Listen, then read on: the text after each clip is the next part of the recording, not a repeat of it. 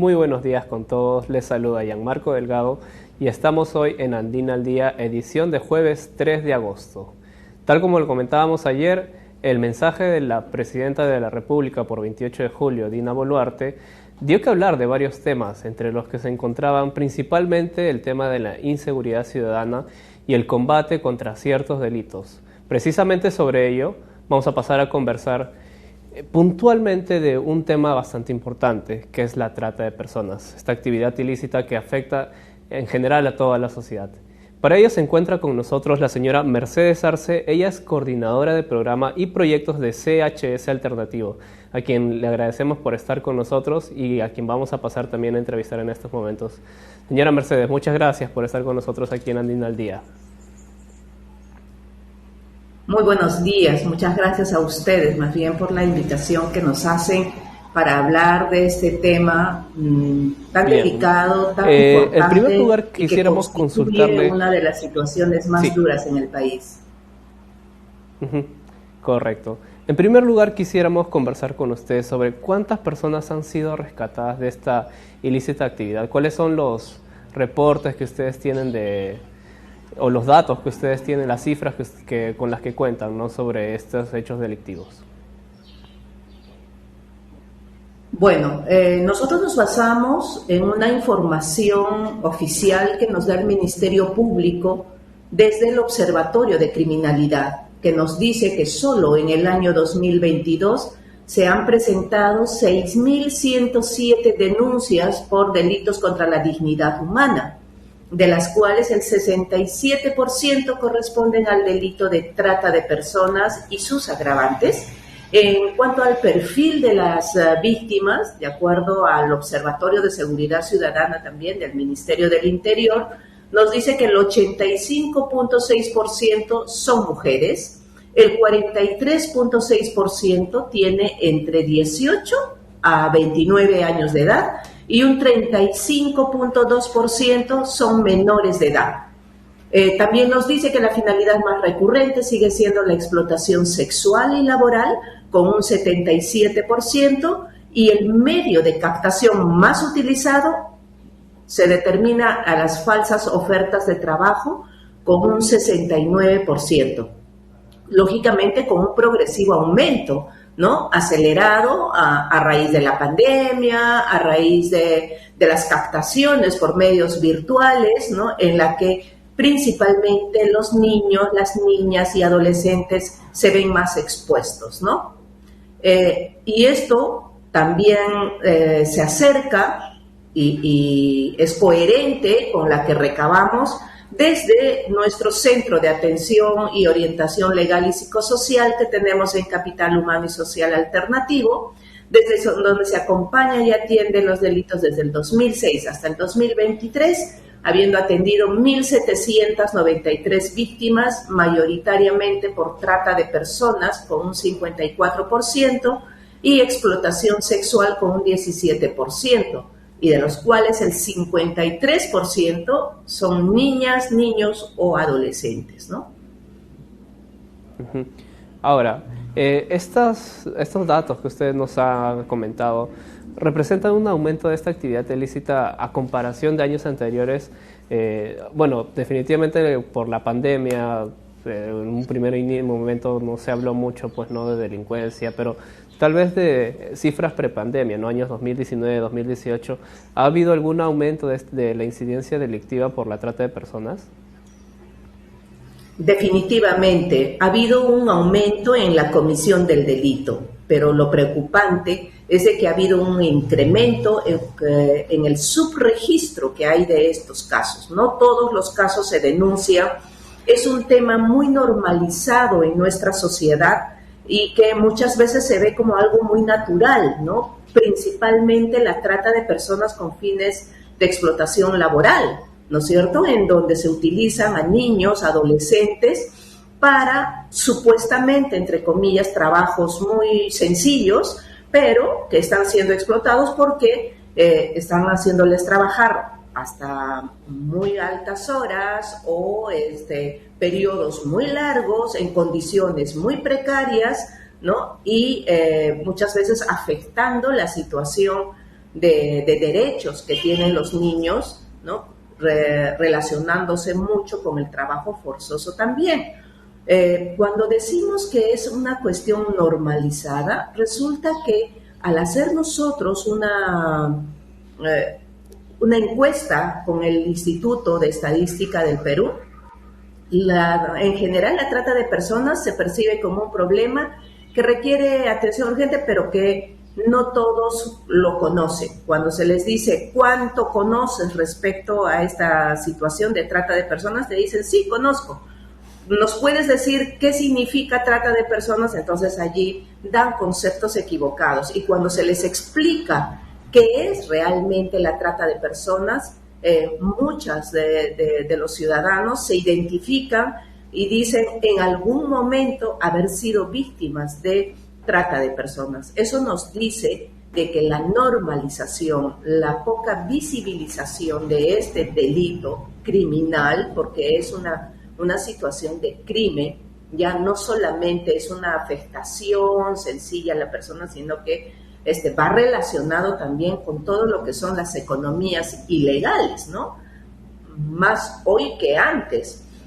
Imagínense que en el país se mueve 7.014 millones de dólares en lo que significan las economías criminales, ¿no? Entonces, es una situación que, al ser el segundo recurso más significativo, económicamente hablando, pues es preocupante. Se cree de que el cuerpo de la persona o la persona propiamente dicha, ¿no? Es una cosa que puede ser negociable, va perdiendo su condición de persona para convertirse en una cosa, ¿no? Porque se afecta realmente a la dignidad de la persona, algo tan inherente a nosotros. Uh-huh. Estamos hablando entonces de 7.000 millones de dólares, que es una cifra realmente alta e impresionante. ¿En base a qué se calcula esto? Disculpe, esto, digamos, es propio, pues, no de este trabajo, de esta explotación, en realidad ni siquiera califica de trabajo, de esta explotación laboral a la que están expuestas las mujeres, y si esto también de alguna u otra manera termina derivando en otros delitos, como viene a ser, pues, no el lavado de dinero, que es justamente cuando se utiliza, pues, no digamos, esta actividad ilícita, optan por otros delitos para justificar el ingreso que tienen, pues, nuestras organizaciones criminales por cifras tan altas como la que usted nos está mencionando. Efectivamente, ¿no? Está muy relacionado con estas economías ilegales, ¿no? Economías criminales, como por ejemplo las minerías ilegales, el contrabando que se genera en todo el sur de nuestro país y en el norte también, en las zonas fronterizas. Está relacionado con la tala de árboles en las zonas de la Amazonía peruana, ¿no? Entonces, eso es una preocupación, pero ahora se acrecienta cuando hasta mayo del 2022, de las 6 millones de personas que dejaron Venezuela debido a la crisis humanitaria y la hiperinflación, 1.22 millones han sido acogidos en el Perú, y nos hemos convertido en el segundo país en Latinoamérica con más flujo de migrantes venezolanos. Según testimonios recogidos en Tumbes, por ejemplo, como un principal lugar de ingreso al Perú por parte de la migración venezolana, aproximadamente el 30% de migrantes ingresan en condiciones de extrema vulnerabilidad, y entre ellos definitivamente van niños, niñas, adolescentes, ¿no? Que en nuestro país son muchas veces captadas para situaciones para la comisión del delito de trata de personas con fines de explotación sexual, en primer lugar, y con fines de explotación laboral o trabajo forzoso, en segundo lugar, aprovechando de sus condiciones de vulnerabilidad, como bien manifiesta, ¿no? Como es la falta de documentación, la no información, ¿no? No manejan información sobre los derechos que les competen dentro de nuestro país. Creen que al retirarse de su patria ya perdieron toda su condición de ciudadano, y no es así, ¿no? El Perú tiene suscrito muchos convenios, muchos protocolos y muchas normativas internacionales que les dan todos los derechos que un ciudadano puede tener, ¿no? También a todos los migrantes, aún estando en condiciones de informalidad o de indocumentación, ¿no? Uh-huh. Y justo ahora que toca el tema de la inmigración, yo quisiera también preguntarle, ¿no?, sobre estos. Han habido algunos reportes periodísticos que han estado dando cuenta, ¿no?, del ingreso, no solo pues no de un flujo bastante irregular de inmigrantes, sino que a su vez han ingresado organizaciones criminales que se han apoderado de zonas de la capital, precisamente pues no para explotar a mujeres, explotarlas a trabajos forzosos o para simplemente pues no explotación sexual. ¿Y qué información tienen al respecto, no? ¿Es cierto esto? ¿Ha habido un incremento también en ese sentido de bandas de delincuentes extranjeras que están pues no operando prácticamente de manera impune, pues no, y todavía no suelen haber en todo caso resultados a grande escala, dado que las cifras que usted nos menciona todavía son bastante altas, ¿no? Definitivamente se han incrementado, pero repito, esos subregistros no siempre reflejan, ¿no?, lo que las estadísticas determinan. Hay muchísimos más casos y definitivamente de parte del Estado hay muchos aspectos que hay que trabajar. No solamente la pandemia, sino todo el sistema de globalización y de avance tecnológico a nivel global, ¿no?, hace que las redes criminales estén un paso adelante a todo el trabajo que va generando el Estado para la persecución del delito. Y entonces resulta que antes veíamos como el perfil del tratante muchas veces a las personas más cercanas, ¿no?, a familiares que de pronto cogían a menores y les hacían trabajar en negocios familiares, o que les trasladaban a otros lugares y entonces las sometían a una situación de explotación.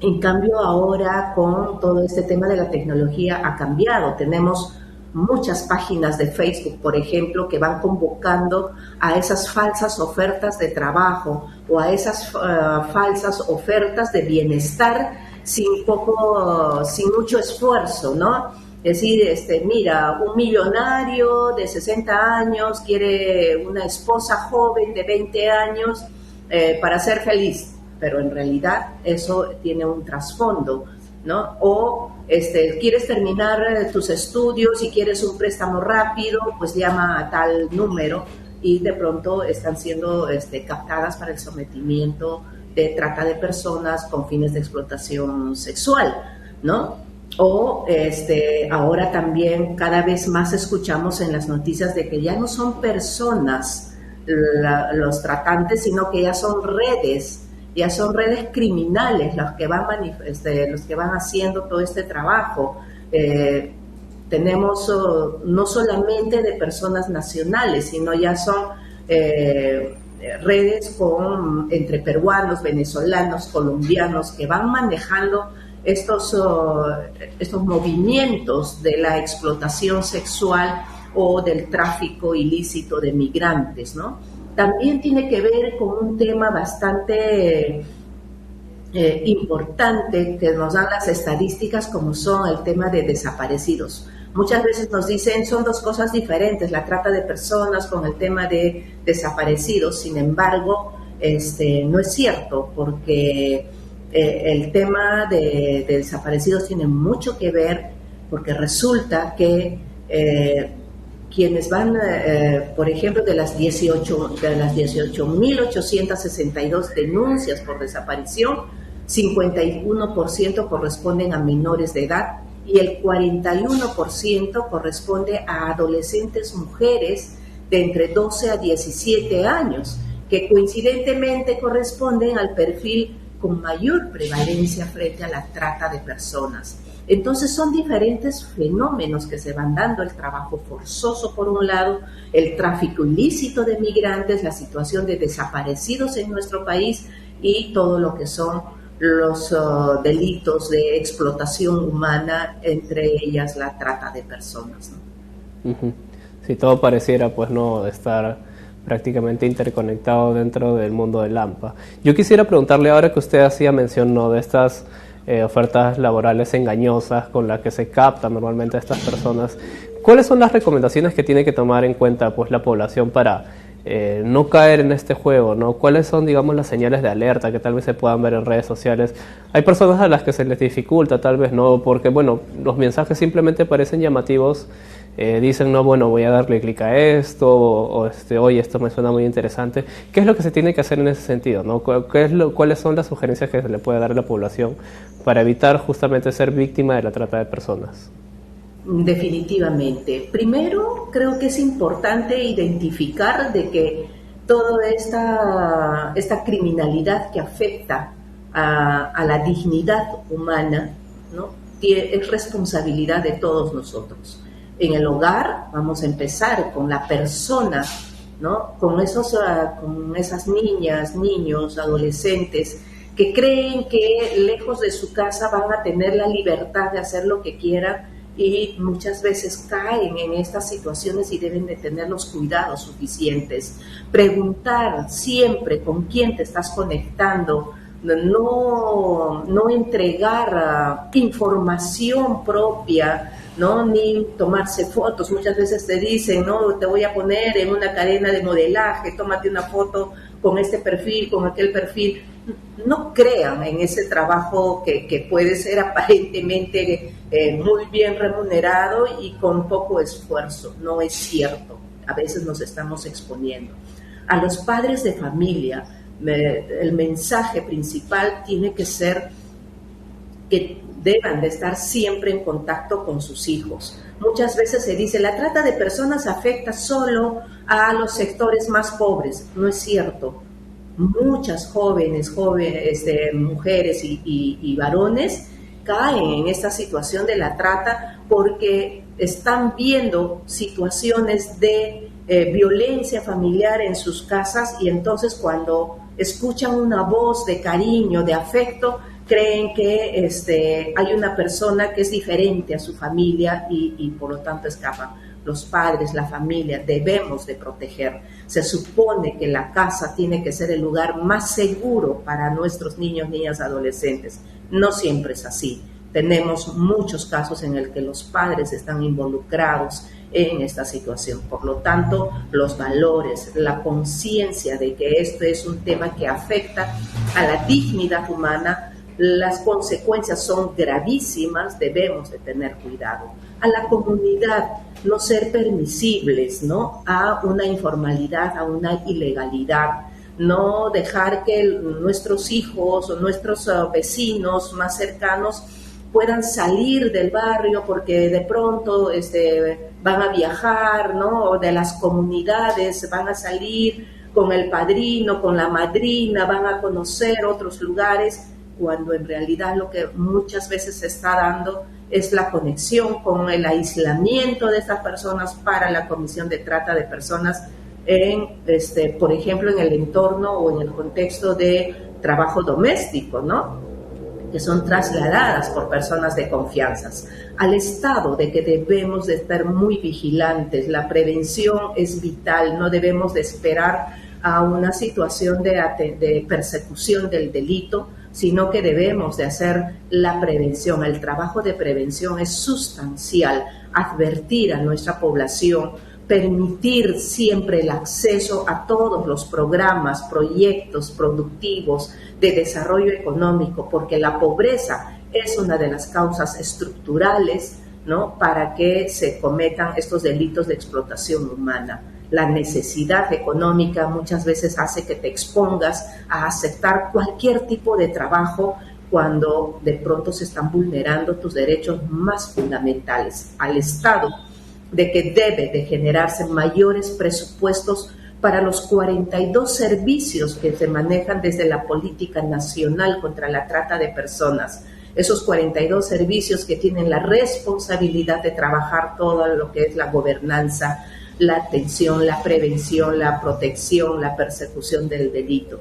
y finalmente que en un país como el nuestro no vamos a poder trabajar si no contamos con un registro adecuado, integrado de todas las instituciones que aborda para saber por dónde está la ruta de la trata de personas, cómo se debe de abordar, qué perfil de tratantes tenemos, qué perfil de víctimas tenemos para poder actuar adecuadamente, ¿no? Entonces, en lo que va desde este 30 de julio que hemos ido recordando el Día Mundial contra la Trata de Personas hasta el 23, de septiembre, donde se recuerda el Día Nacional contra la Trata de Personas, creo que es una responsabilidad de nosotros el tener que ir informando a la población sobre estos flagelos de la sociedad. Y justamente el gobierno ha hecho hace unas semanas el lanzamiento de una campaña denominada Corazón Azul, con la que se está buscando sensibilizar a la población frente a esta problemática. Le agradecemos mucho por su presencia, señora Mercedes Arce. Ha sido un tema bastante interesante y que esperamos pueda seguir combatiéndose este flagelo contra la sociedad. Muchísimas gracias. Gracias a ustedes, gracias a Andina, que siempre está detrás de la noticia y de la información adecuada para nuestra ciudadanía. Muy buenos días, gracias. Bien, ha estado con nosotros entonces la coordinadora de programas y proyectos de CHS Alternativo.